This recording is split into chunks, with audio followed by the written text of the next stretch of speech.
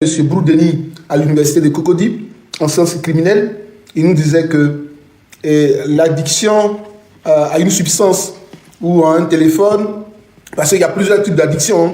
Il y en a qui pensent que l'addiction seulement se limite à l'alcool, l'addiction se limite à l'alcool ou à la drogue, autant non. L'addiction est plurielle. L'addiction est comme la violence est plurielle. On peut avoir une addiction au téléphone, on peut avoir une addiction à l'écran, comme on dit, des téléphones, on peut avoir une addiction au jeu, on peut avoir une addiction à beaucoup de choses, voilà, qui peuvent être des passions qui deviennent des addictions après. Donc, la politique, pour moi, est devenue aujourd'hui une addiction. Du jour au lendemain, au sucre aussi, oui, merci. Du jour au lendemain, je ne peux pas m'en défaire, me défaire de la politique pour dire Soleil Gavin n'est plus politicien. On dit de manière triviale en Côte d'Ivoire, mouillé, il n'y a pas mouillé sec. On est déjà mouillé, on est mouillé. Voilà, donc l'engagement, on ne peut pas être engagé, puis du jour au lendemain venir dire non, je ne suis plus engagé dans la politique. C'est comme on le dit aussi de manière triviale, la salive versée, on ne peut plus la ramasser. De l'eau versée, on ne peut plus ramasser. Donc mouillé, c'est mouillé. Je suis déjà dans la politique, mais à un moment donné, on s'assoit puis on dit, voici une chose, comme on le disait dans les amphithéâtres, que quand on fait une étude comparative, ou une étude, oui, comparative, souvent, on s'assoit puis on dit, il faut aussi faire des propositions. Donc moi-même, je me ferai des propositions pour mon chemin politique que je vais continuer, pour voir mon discours, ou bien pour l'adapter, ou encore pour le valoriser. Voilà. Merci beaucoup, madame. Donc, voici des choses, il faudrait que je sois focus là-dessus. Je sois encore plus recentré là-dessus. Peut-être qu'on a parlé l'année dernière, Zarathustra et Teradi Hans Tanguy, on n'a pas été prosaïque comme Laurent Gbagbo, mais cette année peut-être on va être prosaïque. Quand on dit prosaïque, on va parler de terre à terre pour que d'aucuns puissent comprendre aussi notre façon de faire des choses. Voilà ce qu'on va faire. Voilà ce que l'on envisage de faire. C'est un projet qui est aussi ambitieux, qui est aussi porteur de beaucoup de valeurs. Nous allons donc continuer. Voilà. Mouiller, c'est mouiller, comme on le dit en Côte d'Ivoire. Pour être aussi vulgaire un peu. Vulgarité ne veut pas dire seulement sexuelle, mais parler de manière vulgaire, c'est parler de manière terre à terre, des choses. Voilà. Voilà, parler de. Voilà. Voilà. Donc, voilà ce que je vous tenais à vous dire. Sinon que depuis hier ou depuis ces derniers temps, j'ai commencé à regarder de l'autre côté de la rive gauche africaine. Je suis en train de regarder et attentivement ou écouter ou visionner le procès de Similac, le procès qui se passe du côté du Gabon. Je vous invite, ma belle-sœur Ange, la femme de mon grand frère, futur Soleil, soit salué. Nous, on s'appelle Soleil dans ma famille. Tous les membres de ma famille s'appellent Soleil, donc futur Soleil. Soleil est sur mon extrait date de naissance, je vous dis ça aujourd'hui. Voilà, Soleil est sur mes papiers. Soleil, là, c'est pas un nom d'emprunt, c'est un nom. Voilà, c'est pas un sobriquet. Voilà, c'est un nom que je porte à l'état civil. Donc, Ange Chou, soit salué désormais Soleil Ange Chou. La seule femme qui est courtoise, bienveillante sur les panels. Même quand elle-même fait son panel, elle est courtoise, elle est bienveillante, cette dame-là. Donc, vous comprenez, donc, je suis en train de vous dire, prenez vos clics, prenez vos bagages, et puis regardez un peu le procès qui se passe du côté du Gabon. Voici un procès que je suis en train de regarder, où les milliards coulent à flot, où l'argent circule, comme si ce n'est pas de l'argent. Je vous invite à aller tous visionner le procès qui se déroule au Gabon. Chers Ivoiriens, chers Africains, si vous voulez comprendre le mal de l'Africain lui-même, comment l'Africain est un loup pour son peuple, je vous invite, je vous exhorte, à aller regarder le procès qui se déroule actuellement, ou le procès qui est en cours au Gabon. Je vous demande ici d'aller regarder la noirceur, quand on dit une noirceur du cœur de l'Africain. Si vous regardez le procès du Gabon, vous saurez la noirceur du cœur des Africains. Vous allez comprendre comment l'Africain est un loup pour son frère africain. Je le disais dans mes propos liminaires, quand j'ai fait mon apparition sur les panels, on me disait, Soleil, que penses-tu de telle chose? Il dit, à l'époque, ou au temps jadis, je pourrais comprendre un certain nombre de choses.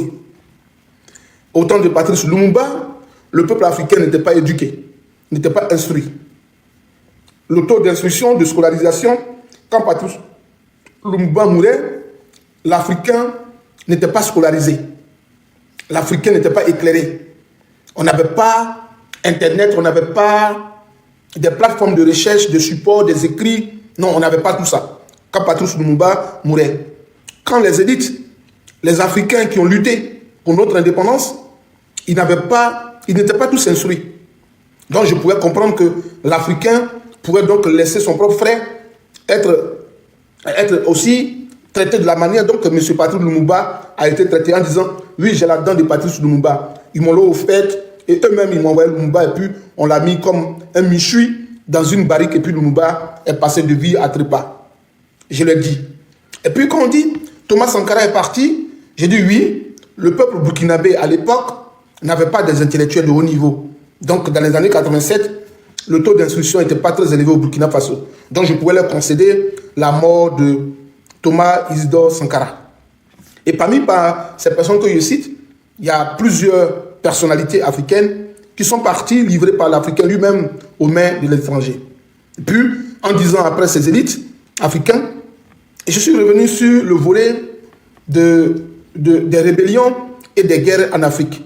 Je leur ai dit que, comme on le dit, l'Africain n'a jamais fabriqué une arme. Même la machette que nous prenons, le couteau que nous prenons pour la cuisine, même la fourchette que nous prenons pour nos cuisines, n'est jamais d'une fabrication africaine. Il n'y a jamais couteau made in Ivory Coast, made in Ghana, made in Liberia, made in Nigerian, autant. Jamais. Quand on prend les couteaux, les ustensiles de cuisine, tout ce qu'on prend là, le matériel de cuisine, c'est écrit toujours made in China, made in France et consorts. Donc nous sommes des exportateurs. Les Africains sont arrêtés là.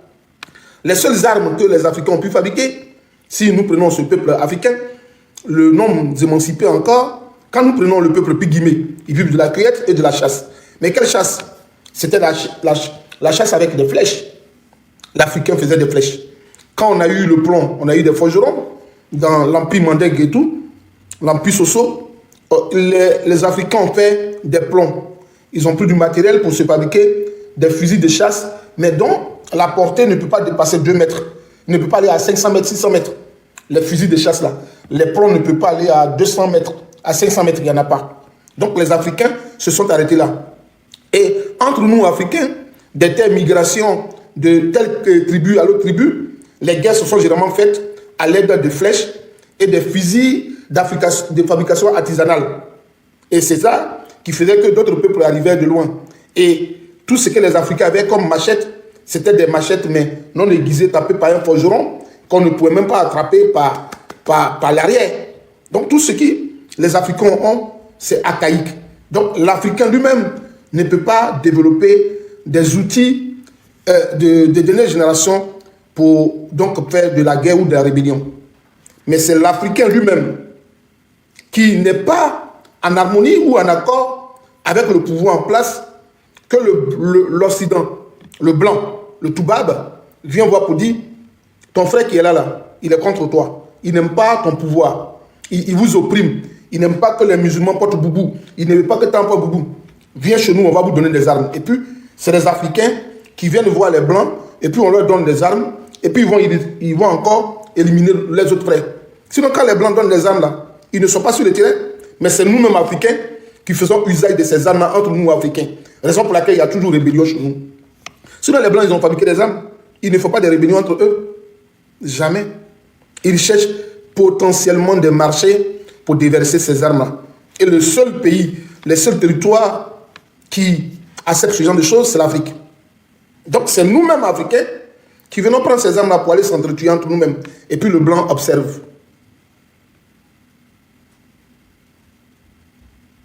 C'est tout.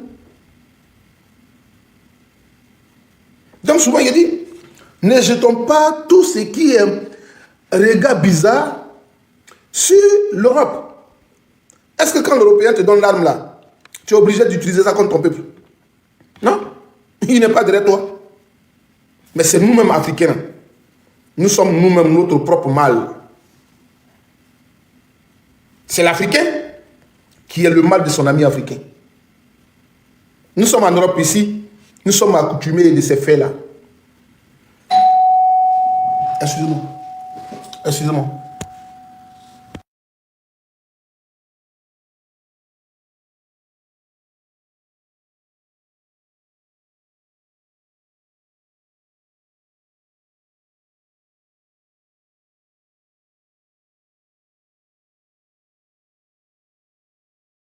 Prenez, tapotez un peu le live. C'est l'Africain qui est lui-même le mal de son frère africain. Nous sommes accoutumés, ici pour ceux qui sont en Europe, ici, ils vont comprendre. En Europe, ici, si tu es dans une entreprise, dans une société, avec ton frère africain, et qu'il a pour, on a pour chef de service, ou il y a pour chef de service un Européen ou un Maghrébin, c'est ton frère africain là, qui va prendre, qui va aller là-bas. Même si vous êtes du même pays, hein, il va le dire au Toubab que lui là, il n'est pas bon, hein, il parle mal de toi, il te critique. Il va le dire à tous ceux qui sont à côté de toi là, les autres de l'autre couleur, il va leur dire, oui, lui là, il se prend trop, il pense qu'il est trop arrivé, il a envie de vous commander. Quand vous lui parlez, il ne veut pas écouter. C'est ton frère africain qui va aller te parler de tout, du mauvais côté, hein, qui va aller te vendre auprès du blanc. Tu vois, tu ne veux. C'est-à-dire que souvent tu arrives, tu le salues comme toi, tu penses que c'est ton frère africain dont tu as envie de parler à lui, en aparté, sans que les autres ne soient informés, mais c'est lui qui ira taper le bureau du patron pour dire, oui, tu vois ce que Soleil a dit là, non? Soleil, hier, quand il partait, il m'a approché, il m'a dit, il pense telle chose de toi. C'est l'Africain qui va aller vendre son propre frère africain dans la main des autres. Et après, le blanc, comme lui, le blanc est souvent bizarre. Le blanc, on ne lui dit pas une chose en cachette. Pour ceux qui travaillent en France ici, savent. Hein? Si tu critiques quelqu'un chez blanc, le blanc va venir te dire un bonjour.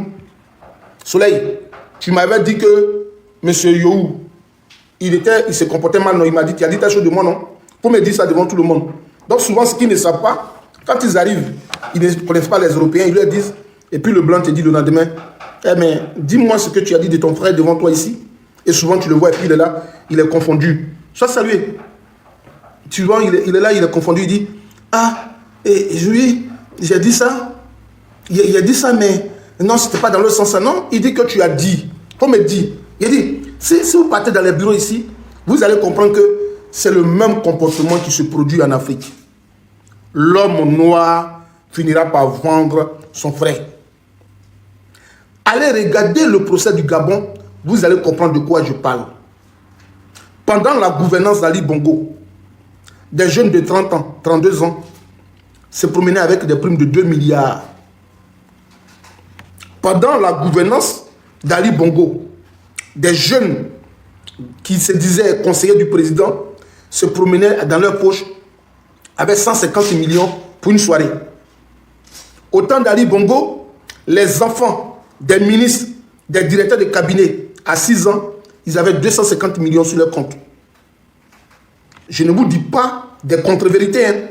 Allez regarder le procès et vous allez m'écrire en commentaire pour dire, Soleil, ton analyse est bien armée et ton analyse révèle des choses en Afrique. Je vous dis, hein, allez écouter le procès du Gabon. Vous allez venir me dire, j'ai dit, des gens sans expérience professionnelle, avec des certificats dans leur poche, sont nommés directeurs des sociétés, et puis on les appelle à la prison, on dit, toi, il faut prendre 300 millions, c'est ta prime. Dans un pays comme le Gabon, des gens qui sont des directeurs d'entreprise, on leur donne des primes de 80 millions. À la fin d'année, il y en a, on leur donne 2 milliards de francs CFA au Gabon. Le petit pays du Gabon que vous voyez là. Mais le désastre, pendant qu'Ali Bongo était au Gabon, les Gabonais manquaient d'eau. Les Gabonais avaient ce qu'on appelle des laissages électricité là. Il y en avait au Gabon. Les femmes gabonaises n'avaient pas droit à la santé. Les hôpitaux étaient dans un état piteux. Les infrastructures routières étaient piteux. Le petit Gabon, qui est comme Yopougon, Yopougon Selmé là, c'est ça qui fait le Gabon. Ou Yopougon Jesco là, c'est ça qui est le Gabon. Mais au Gabon, des gens se déplaçaient avec des milliards de poches. Et ils partaient jouer poker. Quand la rouge paix noire gagne à 50 millions au Paris, des voitures de luxe, Range Rover, ils pariaient ces voitures-là au Gabon. Allez regarder pourquoi en Afrique, les gens ne veulent pas que le régime tombe. Ils ne veulent pas que le gouvernement change. Si vous partez analyser la situation gabonaise, vous allez comprendre pourquoi ailleurs, d'autres ne veulent pas quitter le pouvoir. Allez-y. Regardez le procès du Gabon. Vous n'allez pas supporter. Vous n'allez pas supporter. Vous allez comprendre. comprends pourquoi Ali Bongo, mais lui-même, il ne parlait pas. Et puis, il y a des gens qui parlaient à sa place pour dire, on veut à quoi Ali Bongo. C'est-à-dire, Ali Bongo était dans l'incapacité presque de marcher et même d'avoir un discours cohérent parce qu'il avait eu ABC. Mais je vous dis, de regarder, j'ai même pas envie de jouer ce procès. Parce que quand je le joue et que je le regarde, j'écoute, j'ai mal. La gestion du bien public, l'Africain n'a aucune connaissance. Quand on dit ce bien il est public, l'Africain ne connaît pas la gestion du bien public. À l'époque, quand nous étions à l'université de Cocody, quand Siseba Congo a rouvert l'université de Cocody, ils ont recruté des femmes là, de ménage, des femmes de ménage de par ici, qui étaient à l'université, qui faisaient l'entretien des espaces et puis des conteneurs. Ceux qui ont fait l'université de Cocody viendront me dire. Ceux qui ont fait l'université de Cocody me diront ici, sur ce panel, ils vont commenter pour dire Soleil, tu dis la vérité. Donc Siseba Congo, il avait vu un peu l'architecture du, comment on appelle, du siège de l'ONU là, à l'hôtel Sobroko là. Ils avaient amené les conteneurs pour faire des toilettes. Quand je partais à l'hôtel Sobroko, à l'époque, quand l'ONU était là, il y avait des toilettes qui étaient externes où on pouvait aller faire pipi, on pouvait mettre, voilà, il y avait des conteneurs qui étaient là-bas, il y avait même des douches dedans. Des bureaux faisaient office, les conteneurs faisaient office des bureaux, y compris de sanitaires. Mais quand Siseba Congo a pris cette expérience et ils ont fait ça à l'université de Cocody, les étudiants de l'université de Cocody, moi qui pensais qu'ils avaient au moins notion du bien public et de la chose d'utilité publique. Il y a des étudiants qui rentraient là-bas, ils voient les toilettes, hein, et puis lui il prend son kiki là, et puis il pisse à terre. Il y a des filles qui rentraient dans les toilettes, qui prenaient les trucs du mois là, elles attachent et puis elles jetaient dans les toilettes. Mais quand elles sortaient, tu leur dis, mais toi qui es sorti des toilettes, qu'est-ce que tu as envie de faire? Elle dit, mais les femmes là sont là pourquoi? Est-ce que vous comprenez ce que je vous dis? Il y avait une dame que j'appréciais, je prenais comme une petite maman. Elle est venue me dire un jour, mon fils, une fille est partie dans les toilettes, elle a laissé ses trucs du mois dedans. Je l'ai interpellé pour dire, ma fille, faut enlever. Elle dit, oh, quitte là-bas. Toi, une vieille pauvre comme ça, on te paye pour nettoyer les toilettes. Moi, j'ai fini et puis tu me dis de venir nettoyer. Tu te prends pour qui? Il faut nettoyer toi-même. Mais tu arrivais dans ces sanitaires à l'université, tu voyais les robinets ouverts. L'eau coulait. Tu dis à un, mais le robinet est ouvert. Il dit, je m'en fous, c'est l'État qui paye. Il dit, mais est-ce que tu as connaissance du mal que tu es en train de faire? Race comme ça, les Gabonais ont géré le Gabon.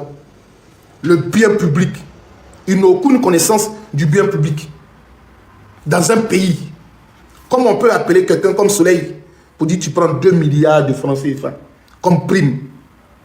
Et puis le lendemain, le président m'appelle et puis me dit, oh Soleil, viens. Il faut prendre 150 millions, c'est pour tes enfants, ta femme et toi, c'est une prime. Allez, va. Et puis on signe. Puis je vais à la banque, on me donne 150 millions comme prime. Voilà où on arrive en Afrique avec cette moralité des Africains. C'est en Afrique, quelqu'un est ministre, son salaire de ministre est connu, mais c'est lui qui va aller faire don des ambulances, don de motos, don de voitures, don de citernes, don de châteaux d'eau, don d'école. Où est-ce que tu enlèves cet argent? J'ai pas envie de citer, hein, mais regardez, on dit qu'il y a des élections quelque part. Je ne sais pas dans quel pays, mais des gens qui sont candidats aux députations ont payé des motos, ont payé des voitures, ont payé des tricyclettes, ont payé tout. D'où vient cet argent? That's the question. D'où est-ce qu'ils tirent cette richesse? En Afrique, tous ceux qui sont au pouvoir sont philanthropes. Tous ceux qui sont au pouvoir de tout pays confondu en Afrique, eux tous sont philanthropes. Dites que je monte dans les commentaires et tapotez mon live. Tous ceux qui sont au pouvoir en Afrique sont philanthropes.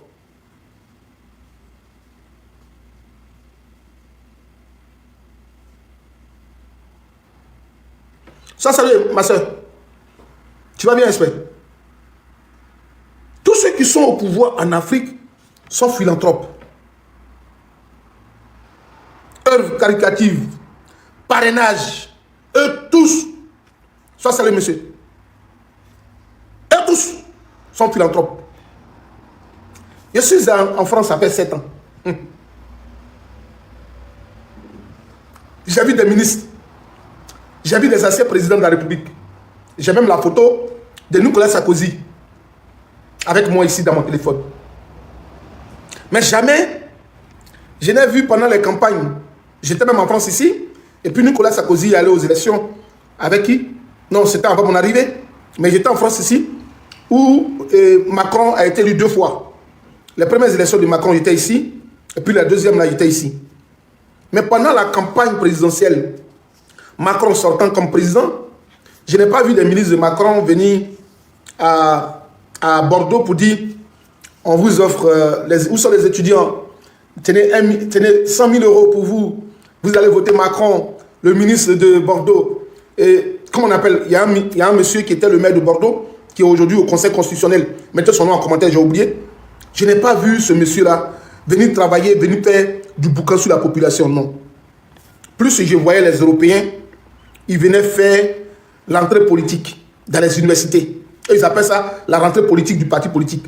Ils venaient, les élèves de 5e, 6e étaient dans les salles. Les lycéens, ils étaient dans les salles. Les professeurs et les étudiants étaient dans la salle. Les ouvriers étaient dans la salle. Ils ont fini. Tout ce que j'ai vu dans ces salles-là, d'entrée politique, c'est le café qu'on leur donnait. C'est-à-dire, quand ils rentraient dans la salle, il y avait les machines à côté, le café, ils partaient se servir. Mais le café qu'ils prenaient là, le parti politique, pendant sa campagne, a récolté du fonds. C'est-à-dire, tous ceux qui font partie du parti là, ils ont cotisé pendant la campagne électorale. Même de Macron, il y a eu des cotisations. Donc, quand il y a une entrée politique, quand il y a un séminaire, quand il y a une campagne, si c'est dans un lieu déterminé, on leur donnait du café comme ça. Souvent même là, c'est des croissants, eux-mêmes trouvaient, et puis ils prenaient, et puis ils mangeaient. Mais ils partent, il n'y a pas de portefeuille à donner à quelqu'un. Rien. Et puis les campagnes se déroulaient. J'ai dit, mais d'où est-ce que vous tirez ça, les gars? J'ai demandé à un, il dit, mais d'où est-ce que vous tirez ça? Il dit, ce café qu'on boit là, il y en a qui ont donné 2 euros. Il y en a qui ont donné 3 euros. Il y en a qui ont donné 4 euros. Il y en a qui ont donné 6 euros. Il y en a qui ont donné 10 euros. Donc il y a un compte du parti politique. Quand la campagne va finir, là, on va faire le décompte de tout ce qu'on a dépensé et de ce qui est resté. Il a dit, waouh, j'ai applaudi. Mais en Afrique, sur d'autres cieux, on dit, campagne du président sortant de la République. Ces ministres sortants, ils viennent. Ouais, c'est nous là, on est fort. En partant, le chef du village, il est où? Viens. La voiture qui fait partie du cortège, c'est ta voiture. La jeunesse, tenez 3 millions. Les religieux, tenez 10 millions. Les chefs coutumiers, tenez 50 millions. Les chefs temps, tenez 10 millions. Toi, tu es ministre sortant.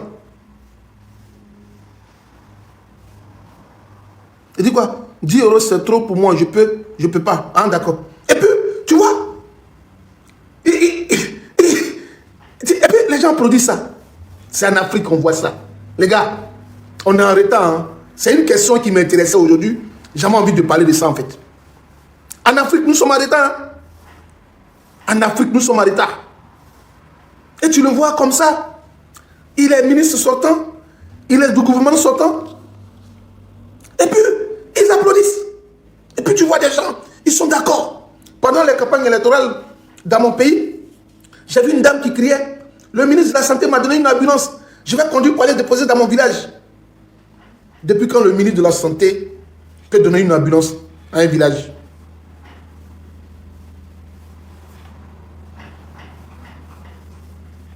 Il est ministre de la Santé. Dans le ministère de la Santé, là, il y a des départements qui sont chargés. Dans le ministère de la Santé, là, il y a des départements en la matière. Le ministre, là, il n'est qu'un homme politique qu'on met, mais qui devient ministre de toute la nation. Mais dans sa direction, là, la direction du ministère est compartimentée. Il y a le cabinet où il y a un département ministériel qui est chargé de la logistique et de tout ce qui est plateau technique et de comment on appelle, du volet automobile. Donc le ministère même là donne une voiture, c'est le ministère de la Santé qui doit donner une voiture au dispensaire en Côte d'Ivoire. Ce n'est pas le ministre de la Santé qui lui-même doit donner une voiture, qui doit donner une ambulance. Non, on dit le ministère de la Santé a donné du matériel automobile au dispensaire du village. Mais non, le ministre a combien de salaire? Pour donner une voiture, une ambulance. Le ministre est payé à combien? Mettez le salaire d'un ministre. Et puis mettez le salaire d'une ambulance. Qu'on doit équiper d'un lit, qu'on doit équiper de temps. Non, mon vieux, ça ne me fait pas mal. Je suis en train de parler comment les Africains font du gaspillage. Monsieur Egui, je ne parle même pas politique. Je suis en train de parler d'un sujet sociétal. Je suis en train de parler d'un fléau. Monsieur Egui, est-ce que tu as connaissance de ces notions dont je parle? Je suis en train de parler d'un fléau qui mine l'Afrique. Est-ce que tu connais ce qu'on appelle un fléau qui mine l'Afrique? Est-ce que tu comprends ce que je suis en train de parler? D'un fléau, d'un phénomène social. Quand on fait la comparaison entre le monde occidental et notre continent africain, il y a déphasage, il y a un fossé. C'est de ça que je suis en train de parler. Je ne te parle pas de ta politique. Je parle d'une chose qui font que le peuple africain n'est pas mature. C'est de ça que moi je parle.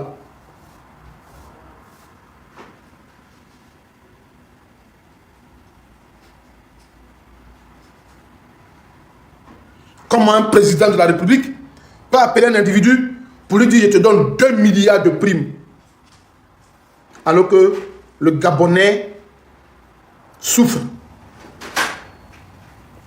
Au moment où le Gabonais est en train de crier au Gabon, oui, on ne veut pas des Ivoiriens ici, on n'aime pas les étrangers doivent aller chez vous. Le Gabonais d'abord. Mais le Gabonais d'abord même, le Gabonais même n'est pas satisfait. Puisque le président de la République du Gabon, il appelle ses collaborateurs pour dire, prends 2 milliards de primes. Vous voulez que je joue la vidéo où on donne 2 milliards de primes?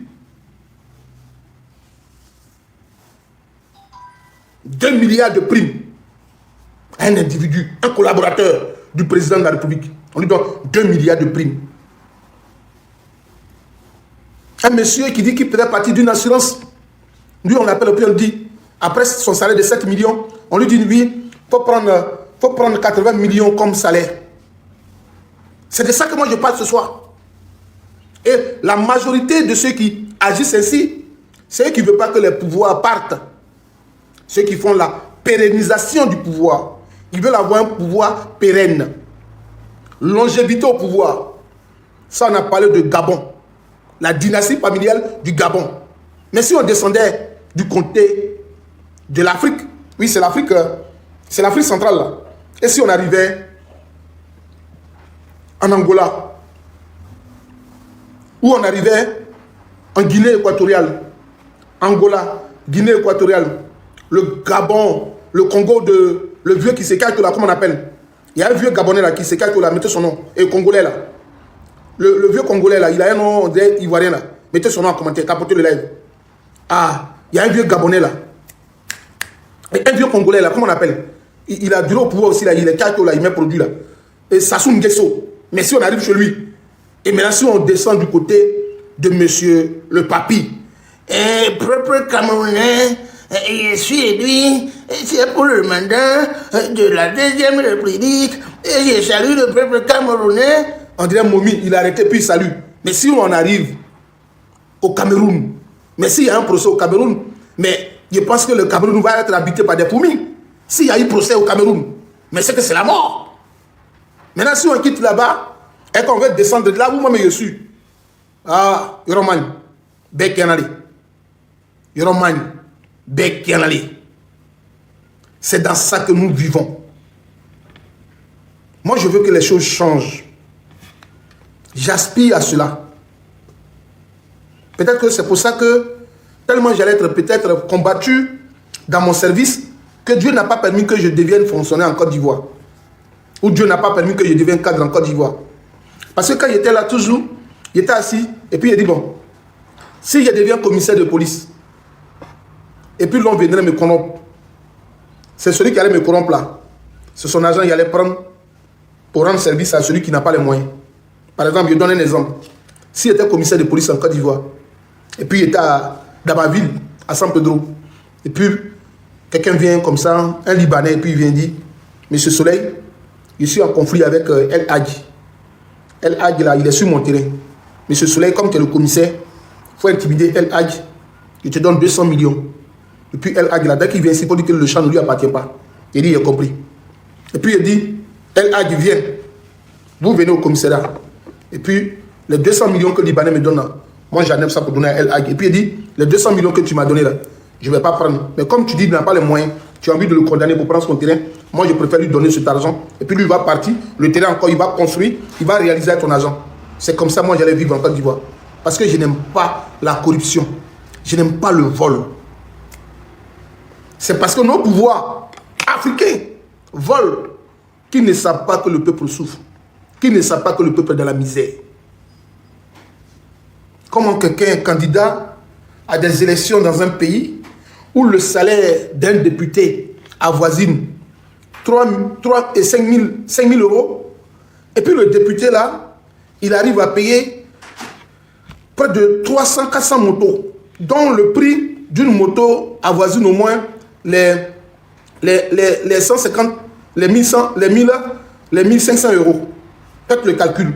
Une moto en bonne et due forme, immatriculée, toutes les pièces confondues, avec les TVA, la moto coûte au moins 1500 euros, la moins chère, 1500 euros. Les tricyclettes, c'est 3000 euros. Et le député lui-même, il est payé à 5000 euros. Faites-moi le calcul. Comment un député peut donc donner à une population de sa circonscription, il peut leur donner des motos de près de 100 motos, 200 motos. Si c'est en Europe ici, dès qu'on voit ça, on va actionner ce qu'on appelle la GAFI. On va actionner les services d'enquête financiers. Ils vont aller demander au monsieur, mais d'où est-ce que tu tires l'argent?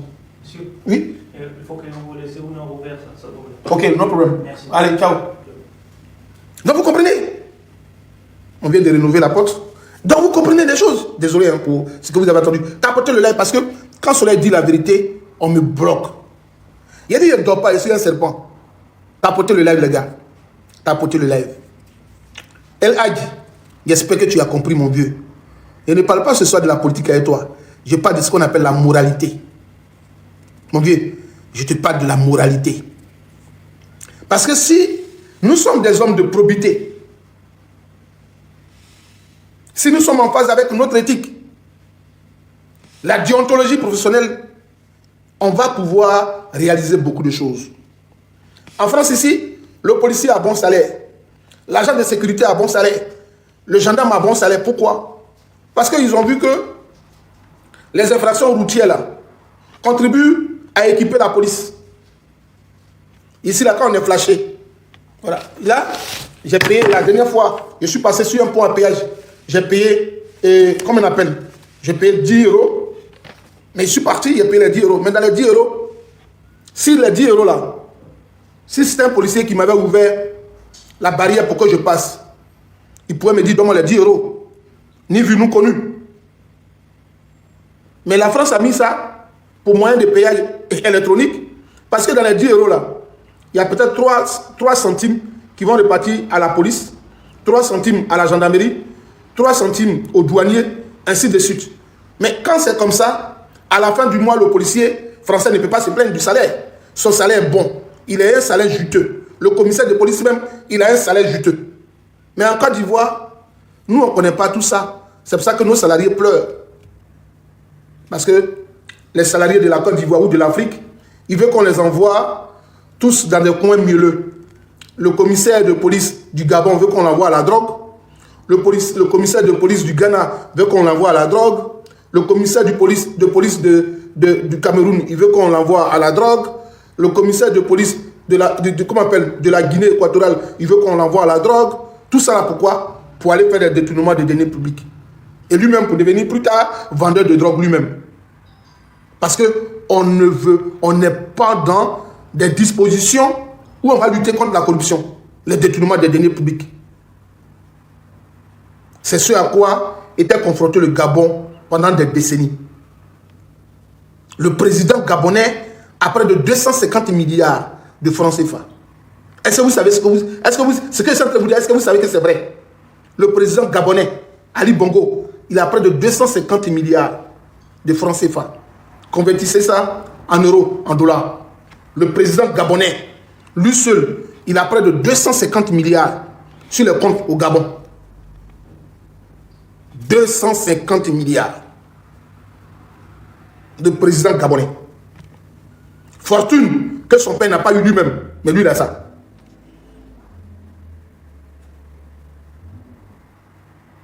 « 500 millions USD de dollars. C'est ça le président gabonais a.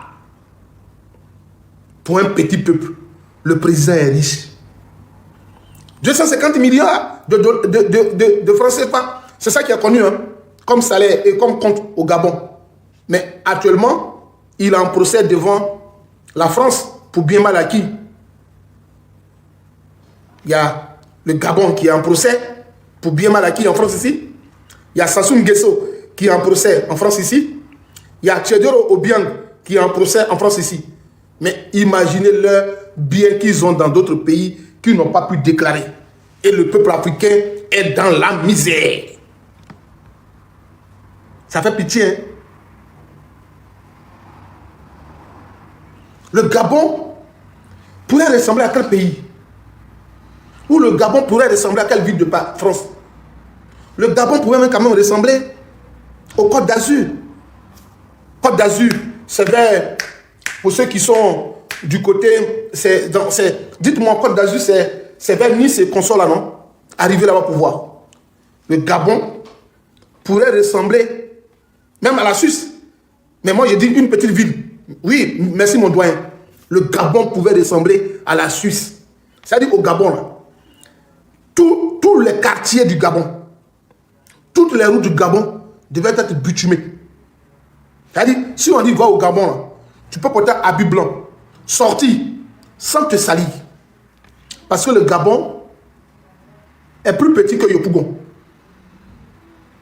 Le Gabon est petit que Yopougon. En termes de surface d'habitation, hein, ils ont la forêt, mais tant que, comme on dit, quand tu prends une maison ici en France, on dit surface habitable, 55 mètres carrés. Et puis, l'autre surface où tu ne veux pas vivre, les jardins, on ne compte pas. Mais quand il dit le Gabon, en termes de surface habitable, le Gabon ne dépasse pas Yopougon. Habitation là, la population gabonaise répartie sur leur superficie où ils habitent là. Le Gabon, la population gabonaise est petite devant le Yopougon. C'est dans ce pays-là que le président de la République a 250 milliards. Et il donne des primes de 2 milliards. Alors que 2 milliards peut faire, ne serait que si on pose, mon vieux doyen là, dis-moi, El Hag, comment on pose en Côte d'Ivoire là? Il y a des trucs qu'on pose maintenant en Côte d'Ivoire là, dans les quartiers un peu riches là. Comment on appelle là? Ils font pour éviter la poussière quand les cadres sont en train de passer là. Aujourd'hui, ça dit, il y a des techniques de béton qu'on fait là. Ils font ça et puis ils mettent ça, ils posent ça dans les trous à côté là, les pavés là. C'est-à-dire que 2 milliards de francs CFA peuvent faire des pavés dans un rayon de combien de superficie au Gabon? 2 milliards de francs CFA peuvent faire des pavés dans un quartier au Gabon pour éviter la poussière. 2 milliards peuvent faire des pavés à Libreville. Tout Libreville là, 2 milliards de francs CFA on donne. Ça peut faire des pavés dans les rues sans qu'on demande bitume. Parce que vous ne savez pas. On peut prendre des pavés, creuser. C'est-à-dire on prend des machines qui creusent. Ils vont creuser au moins pour ne pas que les pavés là se soient entraînés par l'eau plus tard pendant des années. On peut faire, on creuse au moins à 1 mètre, 2 mètres du sol. On rase comme ça dans les quartiers. Et puis on prend du ciment, vrai ciment. Et puis on pose les pavés là. Et puis on fait bétonnage. Et puis on finit. Le Gabon importe le manioc du Cameroun. Vous voyez tout ça? Mais ce que je vous dis là, c'est une idée. C'est-à-dire, on creuse, au lieu de dire même que le goudron coûte cher là. Les pavés là, si on les ficelle bien, on les pose bien. Si c'est bien protégé, bien solide, des voitures peuvent passer là-dessus. On pourrait considérer ça comme goudron, du bitume. Maintenant, il y a des pavés en plastique. Comment on appelle les plastiques qu'on voit là, biodégradables là. Il y a des plastiques aujourd'hui. On peut faire les pneus usés là. On peut faire les pneus usés là. Il y a des pneus usés, des caoutchoucs que les gens prennent aujourd'hui. Un Gabon est fermé depuis 2006. Ouais, mais mon doyen, c'est vraiment, c'est vraisemblable ce que tu dis. Dans un pays où on donne 80 millions de primes à quelqu'un, mais c'est tout à fait logique, mon doyen. C'est une logique. Le Gabon devait ressembler un petit Paris. Le Gabon devait avoir des maisons comme Koukouradoumi. Je ne sais pas si vous connaissez l'histoire de Koukouradoumi, mais je vous dis ça pour qu'on s'amuse un peu, mais le Gabon pouvait être plus beau que Koukouradoumi. Vous connaissez Koukouradoumi? Le Gabon pourrait être plus beau que Koukouradoumi. Koukouradoumi, s'il y a des anciens qui sont là, nous on a découvert Koukouradoumi au temps de Guy Robert. Ouais, merci mon doyen, je suis c'est un homme bien, je sais que tu n'as pas effectué ton pèlerinage à la Mecque pour rien. J'ai dit, Gabon pouvait être plus joli que Koukouradoumi. Parce que la première année que j'ai vu, la première fois que j'ai vu les images de Koukouradoumi, je me suis demandé, je suis resté estomaqué devant la beauté de Koukouradoumi. Et j'ai dit, mais est-ce qu'on peut faire un pont comme ça pour aller sur... J'ai vu une bâtisse à Koukouradoumi où il y avait un petit fleuve ouvert, il y avait une rizière où l'architecte de Koukouradoumi a laissé une maison, un pavillon, et puis elle allait traverser Koukouradoumi. Et puis je voyais Koukouradoumi comme ça. J'ai dit, mais qui est-ce qui a fait la maison? On m'a dit, c'est la maison d'une femme. Je ne dirai pas son nom, parce que je n'ai pas envie de faire de la politique ce soir. Mais c'était la femme d'un monsieur en Côte d'Ivoire. Mais Koukouradoumi était plus beau à cette époque-là que le Gabon. Mais le président gabonais ne s'est pas inspiré de Koukouradoumi. Oui, moi j'ai vu Koukouradoumi. Koukouradoumi, allez regarder l'image de Koukouradoumi quand Guy Robert est arrivé au pouvoir. Waouh! Je me suis dit, mais la Côte d'Ivoire a des espaces touristiques qui sont moins visités en Côte d'Ivoire. Il fallait donc aller à Koukouradoumi. Quelle beauté, quelle splendeur. Mais le Gabon n'a pas pu faire ça. Mais au lieu que le Gabonais s'attaque à ça, il est là et puis dit, les Béninois sont venus au Gabon pour voler l'argent du Gabon. Les Ivoiriens sont venus au Gabon pour prendre l'argent du Gabonais. Nous, on n'est pas là pour ça. Les Camerounais viennent au Gabon pour voler notre argent. Le Gabonais d'abord. Attaquez-vous à ça. C'est ça. La corruption. Le détournement des deniers publics. Si on arrive à faire tous un combat commun autour des détournements des deniers publics, l'Afrique aura gagné. Si l'on arrive à mener un combat au-delà de nos obédiences politiques, un combat farouche contre les détournements des deniers publics. Et dans le détournement des deniers publics, l'on ne doit pas être limité, confiné qu'à son territoire, mais au-delà de nos confins. Nous devons aller encore plus loin. On doit dépasser les amours de la Côte d'Ivoire. Et s'il y a détournement des deniers publics au Gabon, en Côte d'Ivoire, au Mali, en Guinée, ça doit devenir le problème de tous les Ivoiriens, de tous les Africains, pour en parler. Parce que nous, quand on est en Europe, ce que vous ne saviez pas, et ça, on n'arrive pas encore à déconstruire cette conception qu'a les Occidentaux à l'égard des Africains. Vous savez, quand tu es en Europe ici, on me dira que ce n'est tu mens, mais il y en a qui vont confirmer, qui vont corroborer mes propos. J'aime qu'on corrobore mes propos parce que quand on corrobore tes propos, ça te donne un élan de réflexion. Ça enrichit encore ton argumentaire. Et ça le solidifie. Et puis voilà, ça le rend ça fait on est dans une forme de réalisme. Quand tu croises ici un occidental, il te dit tu es africain. Pour eux, on est tous africains. Pour eux, l'Afrique, c'est un pays. L'Afrique n'est pas un continent. Et ça, on n'arrive pas à enlever ça dans la tête des Occidentaux. Confirmez-moi ça en commentaire. Pour eux, là, dès que tu es... Tout à l'heure, je suis avec... si je suis avec un Malien, un Guinéen, un Burkinabé, donc on arrive quelque part. Ah, c'est les Africains. Vous êtes venus. Ah, ils ne vont même pas demander bonjour, tu es de quel pays d'Afrique? Non, c'est toi qui vas les amener à parler, à dire que lui, il est Burkinabé, lui, il est Malien, lui, il est Guinéen. Or, entre eux, là, quand ils se voient, et ils savent qui est belge, qui est de la Roumanie, qui est de l'Albanie, qui est italien, qui est espagnol. Et ils te diront, hein, tu es avec un blanc comme ça, vrai blanc, tu es assis à lui, et puis vous êtes dans un café, et puis il va te répondre, lui qui parle là, lui qui est assis à côté de toi, c'est un Anglais. Il dit, mais comment tu sais? Il dit, les Anglais sont un peu, il va te décrire. Tu dis, c'est un Allemand. Il dit, oui, tu vois un peu ses yeux, tu vois sa taille, tout, tu sais que c'est un Allemand. Même si tu es assis, le gars commande une bière, il va dire, lui là, c'est un Allemand soit, il a les origines allemandes.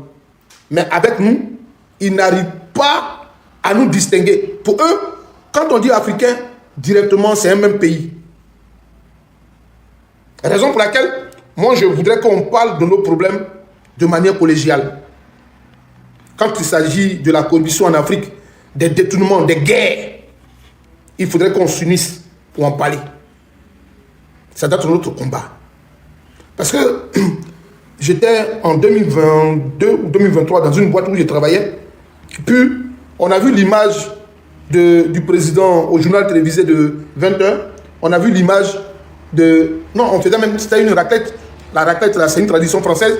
Quand on est en période de l'hiver, on fait la raclette. Donc, on était en train de faire une raclette et puis on a visionné le journal TF1 à 20h où Ali Bongo était venu rendre visite à Macron, sa dernière visite, où à peine il pouvait sortir de la voiture. Et puis mon ami Lionel, il me regarde et dit, ah, regarde le président africain. Il dit, non, mais ce n'est pas un président africain. Il dit, pourquoi? Il dit, l'Afrique n'a pas de président. L'Afrique est un continent.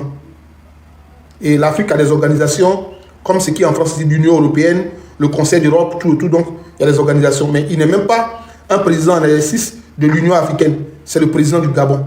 Certes, il est africain, mais c'est le président du Gabon. Il dit, mais le gars, il peine à marcher. Il dit, oui, il peine à marcher parce qu'il a eu une maladie. Il dit, mais quand il a une maladie comme ça dans ce contexte, pourquoi Macron ne pourrait pas faire une visite? Il y a une visite officieuse. Une visite officieuse. C'est-à-dire ne pas le montrer devant les médias. Il dit, mais Macron le montre ainsi aussi, mais ça ternit un peu l'image du Gabon et même toute l'Afrique. Chez vous, les présidents sont un peu bizarres. Il dit, oui, tu as raison. Mais ce jour-là, je ne suis pas gabonais. Mais j'ai pris cette humiliation quand ils ont montré Ali Bongo.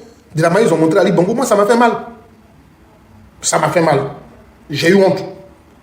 Mais vous savez, quand on montrait à l'époque Abdelaziz Bouteflika, vous le connaissez, non? Le président, c'était l'Algérie. C'est Abdelaziz Bouteflika, c'est l'Algérie, non? Mettez en commentaire, pour ne pas que je me trompe. Abdelaziz Bouteflika. Il était ancien secrétaire général de l'ONU et il était le président de l'Algérie, non? Abdelaziz Bouteflika, oui. Voilà, Algérie. Mais aucun Français ne peut oser pour dire Abdelaziz Bouteflika était dans un fauteuil roulant, puis le président français partait le voir. Il ne peut jamais le critiquer. Jamais. Parce que l'Algérie, quoi qu'on dise, fait toujours peur à la France. L'Algérie fait toujours peur à la France. De la manière ils ont dit, parce que si c'était Abdelaziz Bouteflika qui était venu dans son fauteuil roulant voir Macron, ils n'allaient jamais montrer ça à la télévision. Jamais la France allait de se permettre de montrer Abdelaziz Bouteflika dans son fauteuil roulant. Jamais de la vie. Je mets quiconque au défi. Si c'était Abdelaziz Bouteflika qui était arrivé en France dans son fauteuil roulant, il serait passé crème. Et puis voir Macron dîner, et puis partir. Et puis le lendemain, ils allaient dire dans les médias, le président Abdelaziz Bouteflika est venu en France, il est venu voir Macron dans le cadre d'un travail, il est retourné. C'est tout ce qu'ils allaient dire. Mais comme c'est le président africain et l'homme à la peau noire, on l'a exposé. C'est ça, moi, j'ai eu mal. Et puis vous voyez, quand je vois M. Paul Biya venir en France ou partir à Caen, il a une maison à Cannes, des belles plages de Cannes, il a une maison là-bas, il a une résidence, ou quand il est en Suisse, on le montre, on dit le président Paul Biya du Cameroun en visite. Et puis les petits Français là, souvent quand on parle, et puis ils me disent, celui-là, si c'était en France, il serait déjà dans un EHPAD. EHPAD. E-H-P-D-A. EHPAD. E-H-P-A-D. EHPAD. C'est-à-dire, il serait dans un habitat aux personnes âgées. Macron et monsieur Biya, là, il doit être ici en France dans une maison de personnes âgées et retraites. Ou soit si la famille a trop d'argent, il serait dans sa maison et puis ils allaient avoir une gouvernante, une fille qu'on appelle les auxiliaires de vie, et puis une infirmière, comme il est riche, un docteur allait passer pour faire des bilans, mais on n'allait plus jamais le montrer à la télé. Vous voyez, en fin de vie, je suis juste à côté de la tombe du père de la dame là. Comment vous appelez la dame là? Madame Marie Le Pen. Je suis juste à côté de la tombe du père de Marie Le Pen. Si je démarre tout à l'heure ma voiture, en 20 minutes, je suis sur la tombe du père de Marine Le Pen. Je peux aller là-bas, 20 minutes. Mais quand il était en fin de vie, la France n'a jamais osé montrer M. Le Pen. Jean-Marie Le Pen, on ne l'a jamais montré. Le Pen ne pouvait pas être montré à la télé. Il a dit à sa femme, à ses familles, à sa famille, à son entourage, qu'il ne veut plus paraître publiquement. Parce qu'il n'était plus présentable. En fin de vie, on dit qu'il était presque... Est-ce qu'il n'avait pas eu Alzheimer même? Il avait une défaillance un peu, il était devenu quelqu'un qui avait des troubles de mémoire. Donc on ne voulait pas que les médias aillent l'interviewer pour qu'il dise des bêtises. Ou pour ne pas que leur père se fasse pipi ou des choses sur lui. Donc ils ont dit aux médias de ne plus jamais aller le voir. Et puis il est mort calmement. La France a mis une belle photo de lui, où quand il est mort, ils ont mis la photo pour dire « Monsieur Jean-Marie est mort, Le Pen ». Mais est-ce qu'actuellement, là, quand on nous montre Biya, là, on est fiers? Mais autour de Biya, tous ceux qui veulent que Biya dure au pouvoir, c'est parce qu'ils sont en train de détourner l'argent du Cameroun. Les longs pouvoirs en Afrique cachent une chose, le détournement des deniers publics. Tous ceux qui durent au pouvoir en Afrique, c'est le détournement des deniers publics. Est-ce que vous avez déjà entendu une fois qu'ils ont pris l'argent d'un président ghanéen en Europe ici? Est-ce que vous avez déjà entendu une fois qu'un président ghanéen qui n'est plus au pouvoir là, ils ont pris sa maison en Angleterre, ils ont pris sa maison en Chine, ils ont pris sa maison en France? Au Ghana là, si le gars a fait 2 mandats, il part. Ou un mandat, il part et puis il peut revenir. Il se repose et puis il vient. Là-bas, je pense qu'ils ont la gestion du bien public là. Ils en ont fait, en tout cas, autre chose que ce que nous on voit dans les pays francophones. Au Ghana, j'ai jamais entendu une histoire bizarre après la chute d'un président ghanéen. Jamais. Mais les pouvoirs durent en Afrique parce que il y a des gens qui veulent s'enrichir, qui veulent que les générations soient riches et qu'ils finissent toute leur vie étant riches. Il y en a, quand le gouvernement fait 15 ans, 20 ans, il est ministre. Autant il est ministre et ses enfants vont étudier pendant les 15 ans. Quand lui est fatigué, son enfant avait 20 ans, quand il est devenu ministre, à 30 ans, son fils revient au pays, il devient soit directeur de cabinet, ou il fait tout pour que son enfant soit commissaire, son enfant soit juge, pour que son enfant là redevienne plus tard ministre comme le père. Parce qu'ils forment les générations. Autant il est président pendant les 20 ans ou 40 ans de pouvoir, il est en train de préparer dans les coulisses son fils ou son frère à devenir président. Pour que leur bien soit entretenu. Pour qu'il ne manque de rien. Voilà la souffrance de l'Afrique. C'est toute la souffrance que nous avons. Hein. Parce que le président du Gabon, là, Ali Bongo, n'était pas aussi intelligent. Ali Bongo, que vous voyez là, ils lui ont donné le bac à la maison. Ali Bongo Dimba, je vous dis, je prends la responsabilité, j'assume mes mots. Ali Bongo a eu le bac par un appel d'un ministre français. Mettez que Soleil Tuman, Ali Bongo que vous voyez là, il a eu son bac par... Allô? Oui, c'est Ouma Bongo. Ali m'a dit que son bac là n'a pas marché. Et qu'est-ce qui s'est passé là-bas? Qui est le ministre de l'enseignement? Qui est le ministre de l'enseignement là-bas? Ouma Bongo dit, on d'accord. On dit, donnez-moi le numéro du président de la République à le cabinet, puis je dois appeler. On dit, bon, la seconde section, Ali Bongo est parti se présenter. On dit, Ali va à la maison. À la seconde section, Ali Bongo a eu son bac à la session de rattrapage. Mettez que je mange ce que je vous dis. Ali Bongo a eu son bac dans la session de rattrapage. Après un coup de fil de son père, il n'est pas le plus intelligent. Mais son père a fait tout pour que son fils ait le bac, pour qu'il ait le nom d'un étudiant, de quelqu'un qui a eu le bac français, pour qu'il vienne maltraiter ainsi le peuple gabonais. C'est-à-dire un tricheur ne produit rien dans la société. Un tricheur ne peut pas être compétent. Ali Bongo a fait preuve d'incompétence au sommet de l'État du Gabon. Preuve d'incompétence. Un musicien. Ali Bongo, sa seule passion qu'il a, c'était de chanter comme Pascal Dabani, sa mère. Il voulait juste chanter comme Pascal Dabani. Il faisait hip-hop. Vous voulez, il peut jouer sa musique. Oh, pata. Il faisait les coiffures. Lui, il était dans les boîtes de nuit. Son papa avait l'argent. Au moment où le peuple gabonais souffrait, Ali mangeait caviar. Ali était dans les yachts. Donc quand lui devient président, il devient encore plus vorace. C'est son père qui lui donnait. Maintenant lui-même il est là, il puisait. Il puisait. Pourquoi? Parce que lui, il voulait que son fils soit encore président du Gabon. Ainsi de suite. C'est-à-dire, pour lui, leur projection dans le Gabon, la dynastie familiale, c'est de continuer Abida est en arme, d'être président au Gabon, que la famille Bongo règne, comme si on disait la famille Bolloré, comme si c'était une entreprise, une filiale familiale. C'est comme ça qu'ils ont vu le Gabon. Tous les enfants de 30 ans, 32 ans qui donnaient l'argent du Gabon, il n'y a pas un qui avait un background, il n'y a pas un qui a un diplôme universitaire. Non. Eux tous avaient des petits diplômes, des petites certifications du quartier.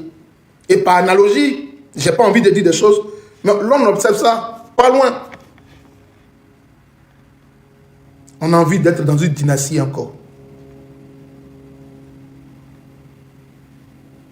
Parce qu'il y a des gens qui depuis 15 ans sont présidents, depuis 20 ans sont présidents, depuis les mêmes 20 ans, tous ceux qui sont restés dans le gouvernement là, veulent que encore le gouvernement reste pour qu'eux s'enrichissent.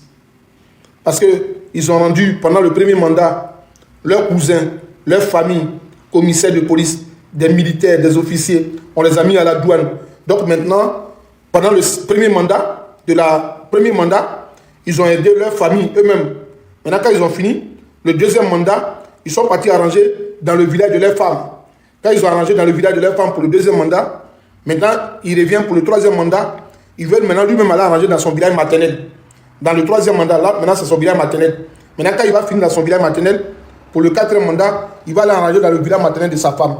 Pour le cinquième mandat, il va aller maintenant arranger le village de ses beaux-fils ou de ses belles-sœurs. Donc, dans le sixième mandat, il aura construit, poser toute une famille dans la fonction publique. Il aura arrangé tous. Parce que pendant ces moments-là, la maison qui est à Koukoura-Doumi était inachevée dans le deuxième mandat. Et donc, dans le deuxième mandat, la maison finie. Dans le troisième mandat, maintenant, il fallait construire maintenant un bunker quelque part sur les îles Bahamas ou à Zanzibar. C'est ça, la conception, quand un pouvoir due au pouvoir. Parce que, en conclusion de mes termes, quand la richesse est mal acquise, ce riche-là, il a peur de devenir pauvre. Quand un riche devient pauvre, il devient fou. Quand un pauvre devient riche, il devient orgueilleux. Il faudrait que vous fassiez la dissection de ces mots. Quand un pauvre devient riche, il devient orgueilleux. Quand un riche devient pauvre, il devient fou.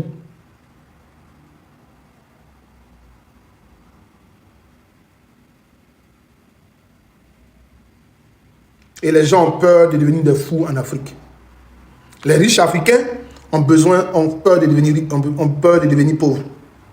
Et donc, pour ne pas devenir pauvres, ils sont obligés de rester au pouvoir. Ainsi donc, prend fin mon panel de ce jour, parce que je dois aller faire du sport pour que moi, pauvre, je devienne riche et que Dieu me permette de ne pas être orgueilleux. C'est bon? On arrête là, non? Vous voulez qu'on continue encore? C'est là que moi je voulais m'arrêter. Hein. Attendez. J'ai joué. Hein. Non, je ne peux plus continuer. Non. Toi, tu veux qu'elle continue. Tu es bien. Hein. Tu veux qu'elle continue. Tu es bien. Tu es bien, toi. Non, les gars, il ne peut pas continuer. Il faut qu'il aille faire du sport. Sinon, il risque de devenir gros.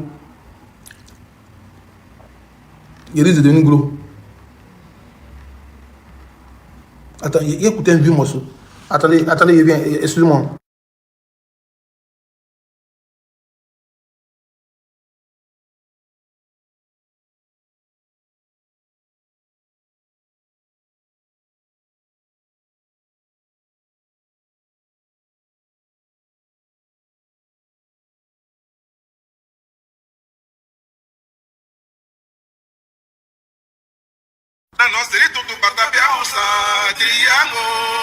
Hommage à mes parents de Nayo. À tous mes parents de Nayo.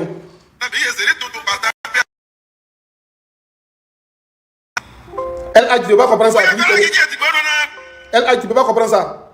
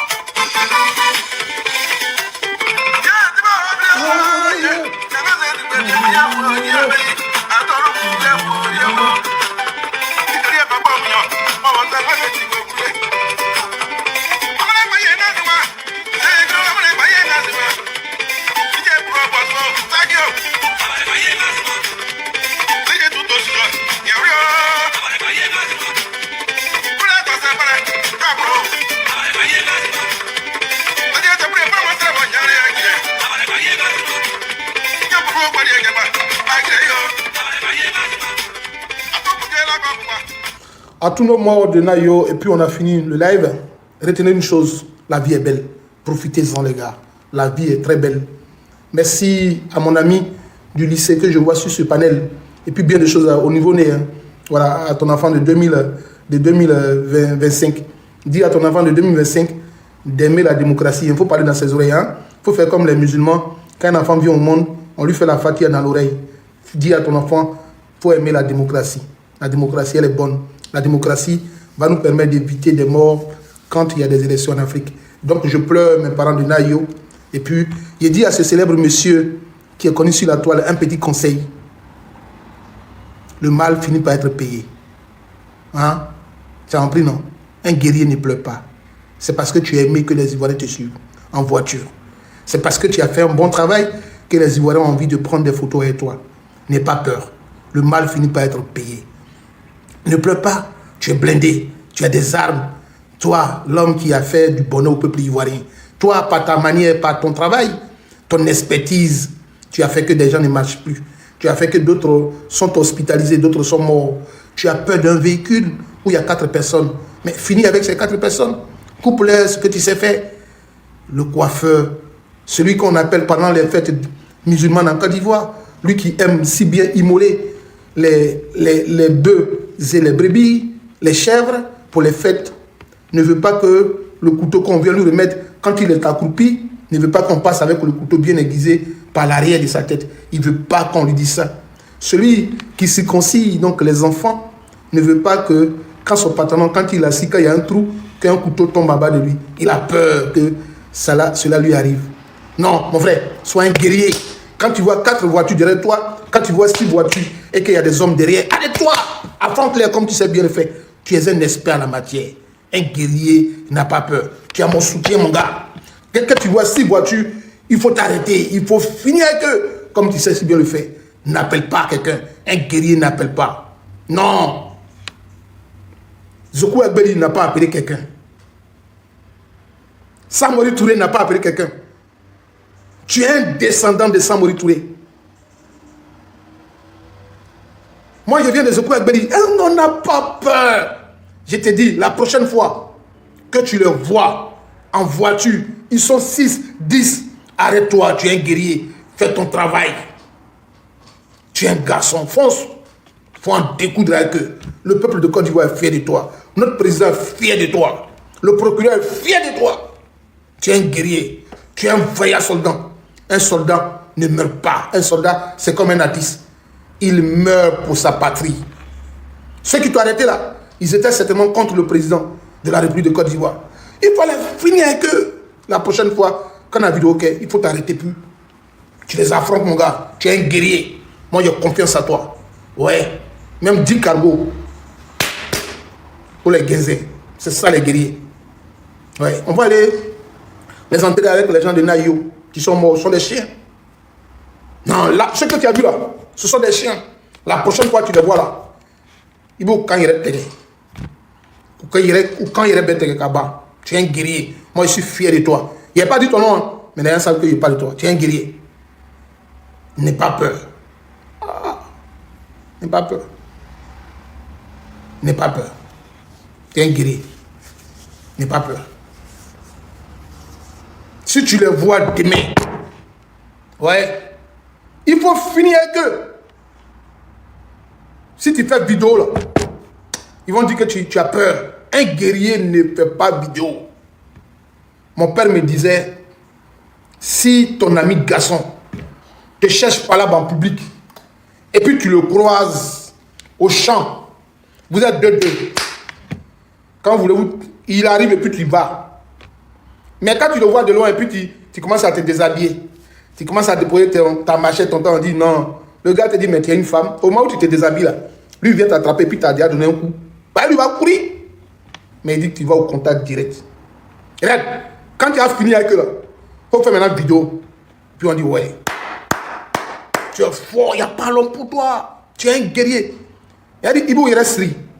Kumana, kata, gruta, kaubla brola, kumana be, Ibo sri. Kafoko, ayawum, kaumana levini. Ou nani, il va la bouconon. Et puis, on dit, ouais, tu es fort. Je te soutiens. Mais c'est la vidéo seulement qu'il n'est pas apprécié. Pour ne pas montrer nos présidents, pour ne pas appeler nos présidents comme ça dans la rue. Pour ne pas appeler nos autorités dans la rue. Parce que tu as déjà l'aval de nos autorités. Tu as le soutien. Tu ne vois pas comment il a commenté sur ta page pour dire je te soutiens à vie. N'appelle pas nos autorités maintenant. Tu as eu l'agrément, l'accord, la permission de nos autorités. Ne te laisse plus faire. La prochaine fois, lui qui fait la... Tu l'allumes. Et puis tu viens faire la vidéo pour dire oui, il y a une lumière, il est à l'hôpital. 2 jours après, il va mourir. Il n'y a rien. Ils vont t'envoyer un passeport diplomatique. Et puis c'est impuni. Nous, on a besoin de toi encore. Tu dois aller garder encore les moutons là. Non, tu dois garder maintenant les chiens. Quelqu'un qui garde des chiens. Et toi, tu vois chien et puis tu parles. Non. Ta vidéo m'a attristé. Parce que ce n'est pas le guerrier que je connais qui parlait. Tu es un guerrier. Miko.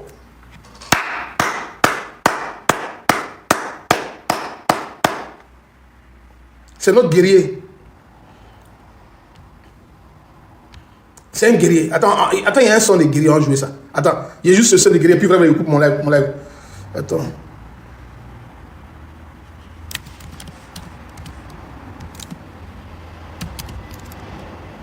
Mais hier, il me semble, il te disait dans ton panel, il partait au travail, donc il te disait que à la vérité des choses, si le procès qui se déroule actuellement au Gabon, le procès Ali Bongo, et si lui-même, le président en exercice actuel au Gabon, n'est pas à ce procès, le procès n'est pas un procès équitable. Excusez-moi.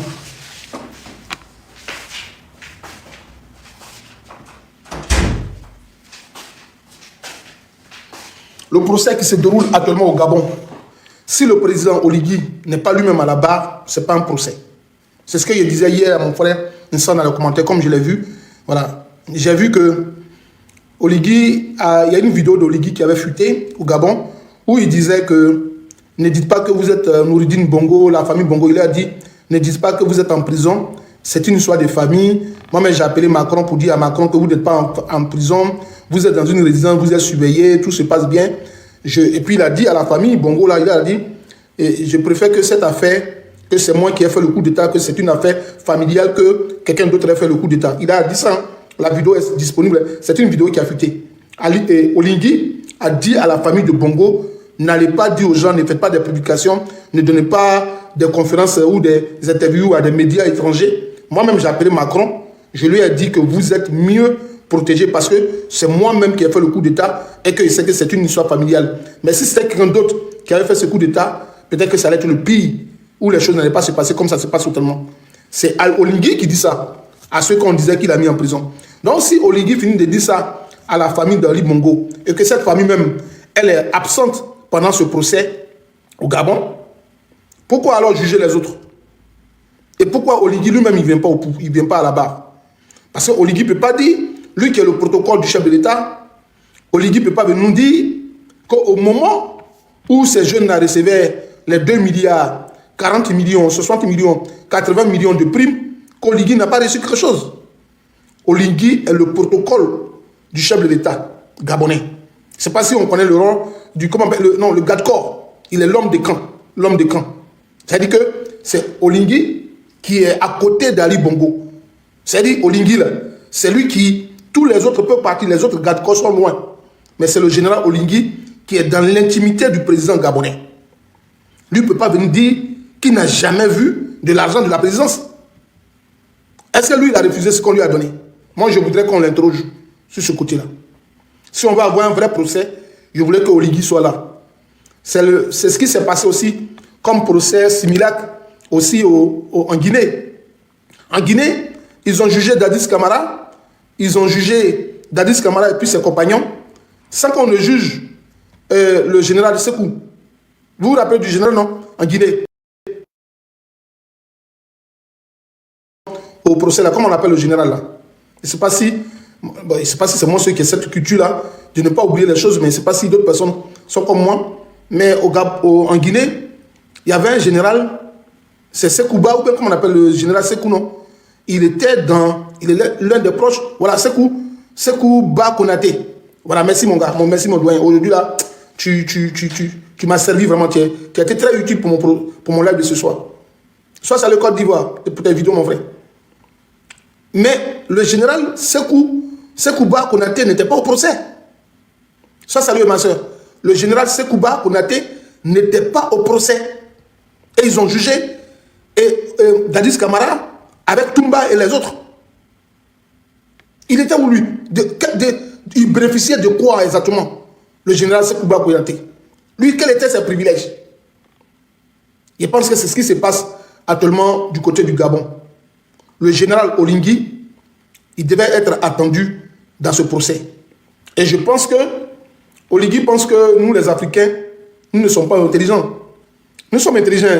C'est parce qu'on a envie de se prendre pour des inintelligents. Sinon, nous, les Africains, là, nous sommes doués d'intelligence. Il y a des Africains qui ont un QI, un quotient intellectuel qui dépasse les 130. Ou qui sont dans les 130. On a des surdoués en Afrique. Les Africains sont intelligents. Pourquoi Oligui a attendu qu'il soit d'abord à la présidence, qu'il finisse sa gouvernance de transition militaire et qu'il devienne maintenant président officiel du démocratique, d'après lui, élu démocratiquement au Gabon, et c'est là qu'il ouvre le procès. Moi, c'est les questions que je me suis posées sur ce procès-là. Et je pense que mes questions sont bien placées quand même. pourquoi Oligui n'a pas ouvert le procès quand il menait la transition militaire. Est-ce que tu comprends un peu mon questionnement? Pourquoi Oligui n'a pas ouvert le procès avant que les élections aient lieu au Gabon? Pourquoi? Oligui, une fois élu président démocratique, entre guillemets, du Gabon, et maintenant il ouvre le procès. Oui, ça il a dit tout à l'heure, mon frère. C'est ça qu'il te posait hier comme question. Il dit, sans la présence d'Oligui dans ce procès, le procès n'est pas équitable. C'est un procès qui est fait pour juger peut-être un camp. Est-ce que ce camp-là, il ne va pas vraiment après les amnistier ou les gracier? Parce qu'on ne parle plus d'amnistie là. Est-ce qu'après ils ne vont pas avoir une grâce? Parce que Oligui lui-même ne peut pas dire dans un pays comme le Gabon où on distribuait de l'argent comme arachide.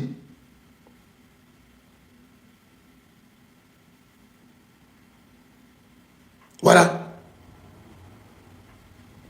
Au Gabon, on partageait l'argent comme arachide ou bien pour être un peu amusant, pour parler un peu comme dans une commune d'Agamé. Mais c'est comme si c'était les gars de Locanto là. Ah, tu vois? Ah, c'est ça. C'est comme les gars de Locanto là. 5 000 francs ça roule, 5 000 ça roule. Mais Oligui là, c'est comme au Gabon là, comme Ali Bongo, Nouroudine, où les autres partageaient l'argent, c'était comme et Tchonkon là, qu'on nous donne à Cocody 100 gens là, les petites filles qui vendent les Tchonkon là. Tu passes et puis on dit, tonton, tu peux goûter. C'est arachide, est-ce qu'il peut goûter? Puis on goûtait. L'argent du Gabon était devenu comme ça. Comme du Tchonkon ou des cacahuètes, on donnait comme ça. Tiens, toi, tu as 2 milliards de francs CFA prime, tu as 80 millions. Lui qui était aide de camp du président, c'est-à-dire l'aide de camp là, mais souvent là, quand le protocole, parce qu'il y a l'ambassadeur qui est le chef du protocole du président là, à côté de lui, il y a quelqu'un qui tient toujours une mallette, c'est-à-dire la mallette qu'on tient là, qui est dépliable, qui fait office d'antiballe, mais à côté de cette mallette là, il y a une mallette où le président se déplace pour des missions de déplacement, peut-être à l'étranger ou quelque part d'autre dans les valises diplomatiques, où il y a de l'argent. Souvent, quand les présidents sont en train de dormir là, le militaire, il peut venir pour dire que le président dit, donnez-moi, le président avant de se mettre au lit, il dit, donnez-moi 1 million pour ma soirée, donnez-moi 2 millions. Donc, Oligui est le seul garde-corps général, aide de camp du président. Et puis, c'est lui, depuis le père Ali Bongo, Oumar Bongo, qui n'a jamais pris 1 franc, qui n'a jamais eu une prime. Prenez-nous au sérieux au Gabon. Hein. Votre procès que vous avez fait là, prenez les Africains au sérieux. Hein. Prenez vraiment les Africains au sérieux. Parce que vous vous foutez des Africains. C'est une honte que vous mettez tout un peuple africain. Toi, tu finis d'être président là, tu finis d'éliminer, tu finis. Ouais, c'est ça. Tu finis d'éliminer les autres, tu viens te présenter, oui, je suis président. Est-ce que Pascaline, même Bongo là, même là, est-ce que Oligui même ne voit pas là-bas? Parce que lui, il a dit, il a 2 femmes, mais en réalité, il doit avoir plusieurs femmes. Donc pour moi, c'est un procès pour que Oligui se dise qu'il est homme propre quoi, dans ce procès-là. Comme si lui n'avait jamais profité du bien mal acquis du Gabon. Des comédies musicales. Ça ressemble à un procès qui s'est passé quelque part là, dont j'ai plus envie de dire le nom, où on dit un militaire du rang subalterne, lui qui était un exécutant, est condamné à perpétuité ou bien comme à condamné à combien d'années d'emprisonnement. Et puis il dit, mais lui qui m'a donné l'ordre même là, il est encore à liberté. On dit non, non, lui qui t'a donné l'ordre, il ne peut pas venir là-bas ici. C'est ça. C'est ce genre de procès auquel on voit en Afrique, on assiste. Hein. D'autres disent oui, on parle de mort d'homme, mais il n'est pas agi seul. Hein. On y agit avec une hiérarchie. Mais la hiérarchie, là, appelez-la là-bas, on dit non, la hiérarchie ne peut pas comparer totalement là-bas. Comme si la hiérarchie militaire était supérieure au génocide qui s'est passé. Ça, c'est en Afrique. Non, Oligui détient les gens, ils sont en prison, ils sont arrêtés, ils ne sont pas jugés pendant tout son mandat de transition. Oligui est élu président après 93 ou bien 97%, un score soviétique. Non, maintenant on juge les gens. Oligui se faisait passer pour le saint des saints au Gabon. Il distribue le gâteau d'anniversaire. Il espère que cette année-là, son anniversaire, il va distribuer le gâteau au peuple gabonais. Hein, sous une pluie diluvienne, Et il se laisse tremper par la pluie, et puis la pluie le mouille, et puis il parle, il dit, mais quel est ce spectacle-là? On dit, il y a une boîte de nuit où il partait jouer poker et puis chasser les autres là. Oligui qui dansait pendant la campagne électorale, lui il veut dire qu'il n'a jamais vu la boîte de nuit là. Il n'a jamais été là-bas. Oligui, tu n'as jamais été dans cette boîte de nuit où vous êtes parti, où on jouait poker 50 millions, 80 millions là. La boîte de nuit du franco-gabonais qu'ils ont fermé là. Toi, tu as dansé comme Michael Jackson pendant la campagne électorale là. Tu n'as jamais fait show dans cette boîte de nuit là. Toi, tu n'as jamais été là-bas. Vous foutez des gens. Hein. Vous foutez des gens. Vous foutez des gens. L'Afrique va se réveiller un jour. Allez, ciao les gars. Moi, je vais au sport.